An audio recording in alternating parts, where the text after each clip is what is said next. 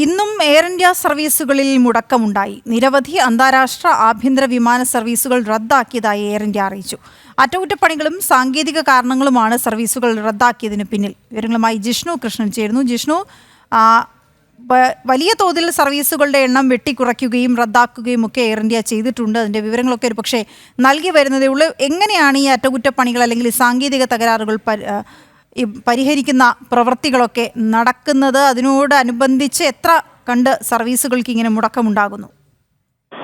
ഇവിടെ നിരവധി അന്താരാഷ്ട്ര ആഭ്യന്തര സർവീസുകളാണ് എയർ ഇന്ത്യ റദ്ദാക്കിയിട്ടുള്ളത്. ദുബായിൽ നിന്ന് ഹൈദരാബാദിലേക്കുള്ള AI2204, കൂടാതെ Melbourne Delhi AI309, Pune Delhi AI874 തുടങ്ങി അന്താരാഷ്ട്ര ആഭ്യന്തര സർവീസുകൾ റദ്ദാക്കിയിട്ടുണ്ട്. പൂർണ്ണമായിട്ടുള്ള വിവരങ്ങൾ വെബ്സൈറ്റിൽ, എയർ ഇന്ത്യയുടെ വെബ്സൈറ്റിൽ നൽകുകയും വെബ്സൈറ്റ് പരിശോധിച്ചുകൊണ്ട് യാത്രക്കാർ എയർ ഇന്ത്യയുമായുള്ള യാത്ര ക്രമീകരിക്കണമെന്നൊരു അഭ്യർത്ഥനയും എയർ ഇന്ത്യ മുൻപോട്ട് വെച്ചിട്ടുണ്ട്. അതിന് ഏറ്റവും പ്രധാനപ്പെട്ട കാരണം അഹമ്മദാബാദ് വിമാനാപകടത്തിന്റെ പശ്ചാത്തലത്തിൽ എയർ ഇന്ത്യയുടെ മുഴുവൻ വിമാനങ്ങളിലും സുരക്ഷാ പരിശോധന കർശനമാക്കാൻ എയർ ഇന്ത്യ ഉടമകളായിട്ടുള്ള ടാറ്റ ഗ്രൂപ്പ് നിർദ്ദേശിച്ചിരുന്നു. ഇതേ തുടർന്ന് വിവിധ ഘട്ടങ്ങളിലായി വിമാനങ്ങളിൽ അറ്റകുറ്റപ്പണിയും അതിന്റെ പരിശോധനകളും പുരോഗമിക്കുകയാണ്. ഈ കാരണങ്ങളാലാണ് എയർ ഇന്ത്യയുടെ വിമാന സർവീസുകൾ ഇത്രയധികം സർവീസുകൾ റദ്ദാക്കേണ്ടി വരുന്നത്. നിലവിൽ ഔദ്യോഗിക വിശദീകരണമായി തന്നെ എയർ ഇന്ത്യ നൽകിയിട്ടുള്ളത് അറ്റകുറ്റപ്പണി, വ്യോമപാത നിയന്ത്രണം, മോശം കാലാവസ്ഥ തുടങ്ങി സാങ്കേതിക കാരണങ്ങളാൽ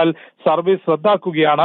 യാത്രാ തടസ്സം നേരിട്ടവർക്ക് മുഴുവൻ പണവും റീഫണ്ട് ചെയ്യും. അതല്ലെങ്കിൽ വരും ദിവസങ്ങളിൽ ടിക്കറ്റ് സൗജന്യമായി പുതുക്കി നൽകും. അതിന് കാലതാമസം എടുക്കും.